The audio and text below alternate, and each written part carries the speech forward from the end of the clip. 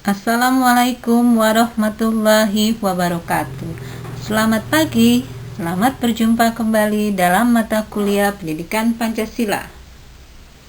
Pada pertemuan kali ini, kita akan menggali sumber historis, sosiologis, politis tentang Pancasila dalam kajian sejarah bangsa.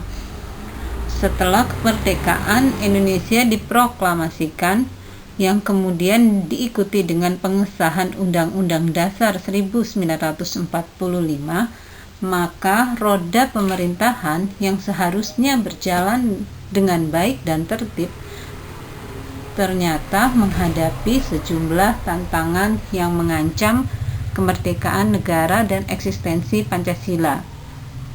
Salah satunya itu muncul dari pihak Belanda yang ingin menjajah kembali Indonesia. Belanda ingin menguasai kembali Indonesia dengan berbagai cara. Tindakan Belanda itu dilakukan dalam bentuk agresi yang lamanya sekitar 4 tahun.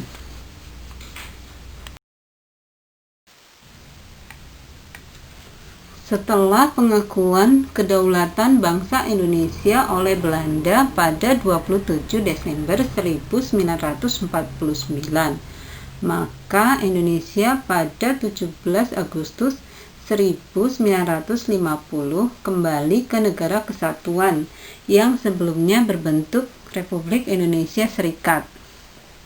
Perubahan bentuk negara dari negara serikat ke negara kesatuan tidak diikuti dengan penggunaan Undang-Undang Dasar 1945, tapi dibuatlah konstitusi baru yang dinamakan Undang-Undang Dasar Sementara 1950.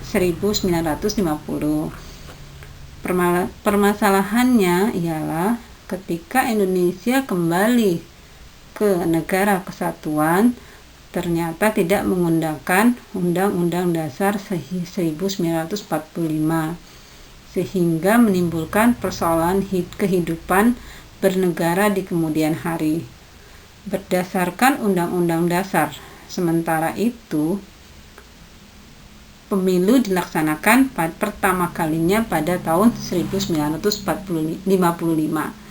Pemilu ini dilaksanakan untuk membentuk dua badan perwakilan, yaitu Badan Konstituante yang akan mengemban tugas membuat konstitusi atau undang-undang dasar, dan DPR yang akan berperan sebagai parlemen. Pada tahun 1956, Badan Konstituante mulai bersidang di Bandung untuk membuat undang-undang yang definitif sebagai pengganti Undang-Undang Dasar 1950.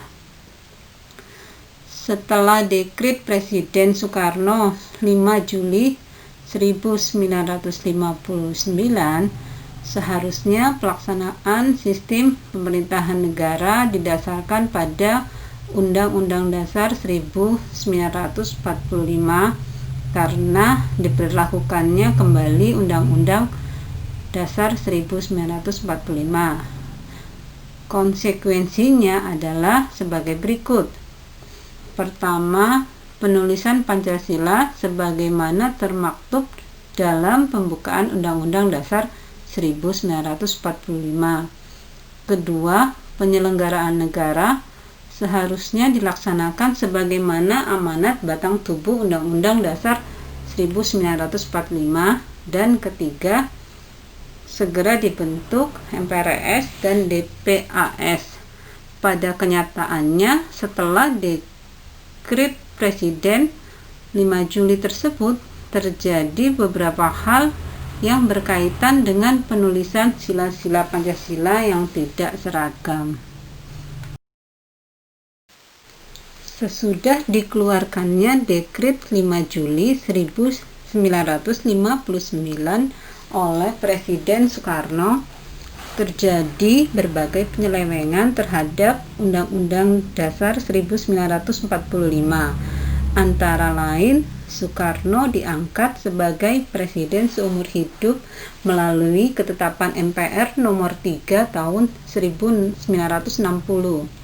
Selain itu, kekuasaan Presiden Soekarno berada di puncak piramida, artinya berada pada posisi tertinggi yang membawai Ketua MPRS, Ketua DPR, dan Ketua DPA yang pada waktu itu diangkat Soekarno sebagai menteri dalam kabinetnya, sehingga mengakibatkan sejumlah intrik politik dan perebutan pengaruh berbagai pihak dengan berbagai cara, baik dengan mendekati maupun menjauhi presiden.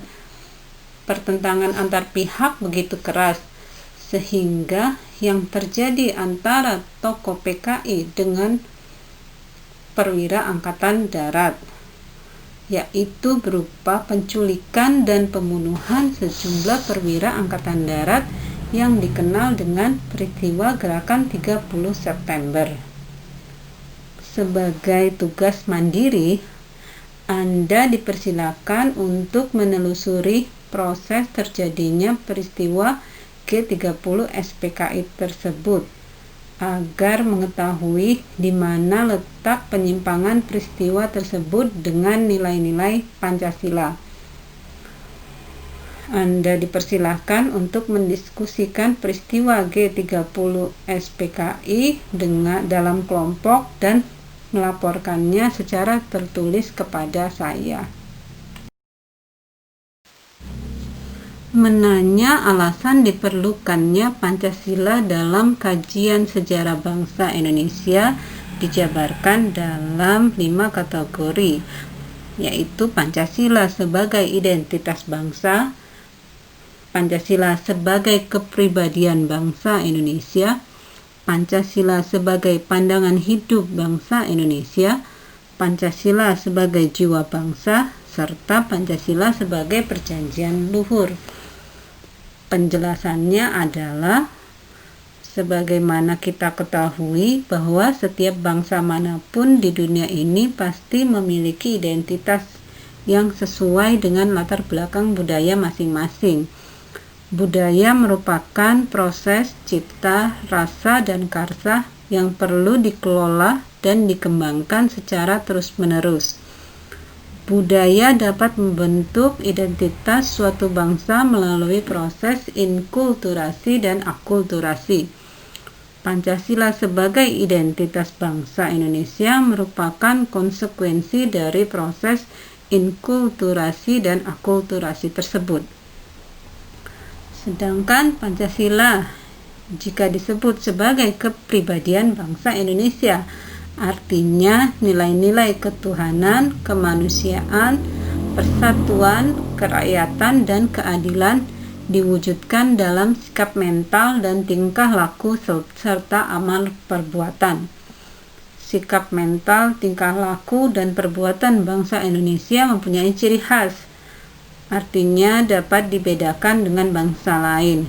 Kepribadian itu mengacu pada sesuatu yang unik dan khas, karena tidak ada pribadi yang benar-benar sama. Setiap pribadi mencerminkan keadaan atau halnya sendiri. Demikian pula halnya dengan ideologi bangsa. Apabila Pancasila dikatakan sebagai pandangan hidup bangsa, artinya nilai-nilai ketuhanan, kemanusiaan, persatuan, kerakyatan, dan keadilan diyakini kebenarannya, kebaikannya, keindahannya, dan kegunaannya oleh bangsa Indonesia yang dijadikan sebagai pedoman kehidupan bermasyarakat dan berbangsa, dan menimbulkan tekad yang kuat untuk mengamalkannya dalam kehidupan nyata. Sebagaimana dikatakan Ponsapikeni, bahwa setiap bangsa mempunyai jiwanya masing-masing yang dinamakan dengan Volksgeist, atau artinya jiwa rakyat atau jiwa bangsa.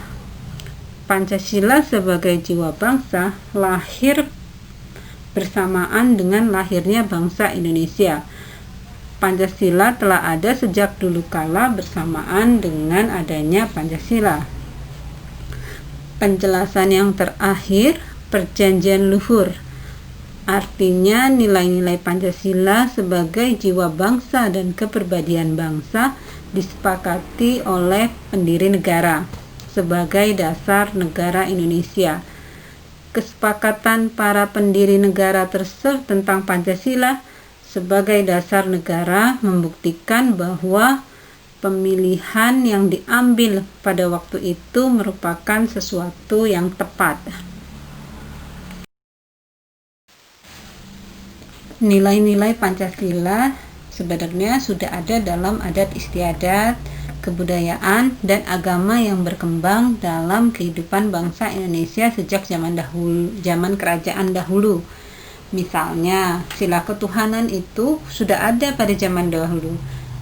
Meskipun alam praktek pemujaan yang beraneka ragam, tetapi pengakuan tentang adanya Tuhan sudah diakui.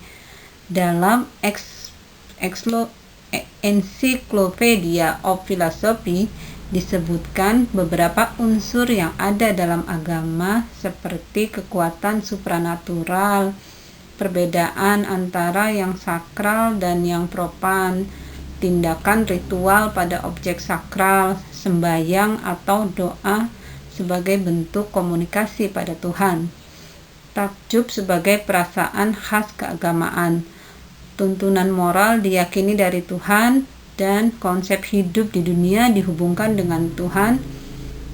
Kemudian ada kelompok sosial seagama dan seiman.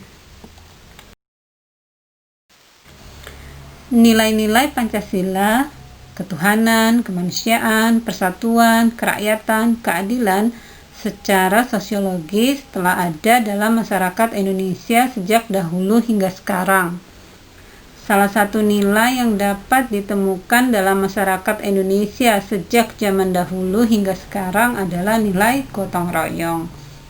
Misalnya dapat dilihat bahwa kebiasaan bergotong royong baik berupa saling membantu antar tetangga maupun bekerja sama untuk keperluan umum di desa-desa. Kegiatan gotong royong itu dilakukan dengan semangat kekeluargaan sebagai cerminan dari sila keadilan sosial. Sebagaimana diketahui bahwa nilai-nilai dasar yang terkandung dalam Pancasila bersumber dan digali dari local wisdom, budaya, dan pengalaman bangsa Indonesia, termasuk pengalaman dalam berhubungan dengan bangsa-bangsa lain. Nilai-nilai Pancasila, misalnya nilai kerakyatan, dapat ditemukan dalam suasana kehidupan pedesaan yang pola kehidupan bersama yang bersatu dan demokratis yang dijiwai oleh semangat kekeluargaan sebagaimana tercermin dalam sila keempat, kerakyatan yang dipimpin oleh hikmat kebijaksanaan dalam permusyawaratan perwakilan. Semangat seperti ini diperlukan dalam mengambil keputusan yang mencerminkan musyawarah. Dinamika Pancasila dalam sejarah bangsa Indonesia memperlihatkan adanya pasang surut dalam pemahaman dan pelaksanaan nilai-nilai Pancasila. Misalnya pada zaman pemerintahan Presiden Soekarno, terutama pada tahun 1960-an, Nasakom lebih populer daripada Pancasila. Sedangkan pada zaman pemerintahan Presiden Soeharto, Pancasila dijadikan pembenar kekuasaan melalui penataran P4, sehingga pasca turunnya Soeharto, ada kalangan yang mengidentikan Pancasila dengan P4. Pada masa pemerintahan era reformasi, ada kecenderungan para penguasa tidak respek terhadap Pancasila, seolah-olah Pancasila ditinggalkan. Meletakkan nilai-nilai Pancasila tidak dalam posisi sebenarnya, sehingga nilai-nilai Pancasila menyimpang dari kenyataan hidup berbangsa dan bernegara. Inilah menjadi argumen utama tantangan terhadap Pancasila. Contoh realnya adalah pengangkatan presiden seumur hidup oleh MPRS, yaitu pengangkatan Soekarno sebagai presiden seumur hidup. Hal tersebut bertentangan dengan pasal 7 Undang-Undang Dasar 1945 yang menyatakan bahwa presiden dan wakil presiden memangku jabatan selama 5 tahun. Sesudahnya dapat dipilih kembali. Pasal ini menunjukkan bahwa pengangkatan presiden seharusnya dilakukan secara periodik dan ada batas waktunya. Demikian pertemuan kita kali ini. Sampai jumpa pada pertemuan berikutnya. Tetap semangat dan jaga kesehatan dengan selalu menerapkan 3M. Mencuci tangan, memakai masker, dan menjaga jarak. Wassalamualaikum warahmatullahi wabarakatuh.